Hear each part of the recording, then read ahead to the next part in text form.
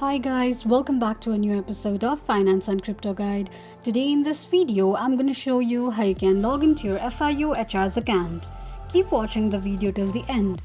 To log into your FIU HR's account, firstly go ahead and launch open your Google search. On the search box at the top, type in myhr.fiu.edu and make a search. The official page of FIU HR's account will appear on the screen. Click on Login to Human Resource option.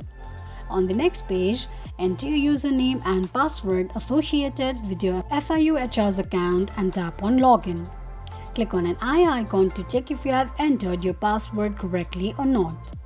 In case if you don't remember your username or password, click on the link that says Forgot Username or Forgot Password option. This is how you can log into your FIU HR's account quickly and easily just in few steps. If you have any thoughts or queries, let us know in the comment section. Don't forget to subscribe to our channel.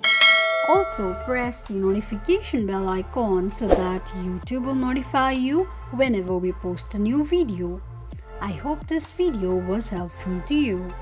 Thank you so much for watching.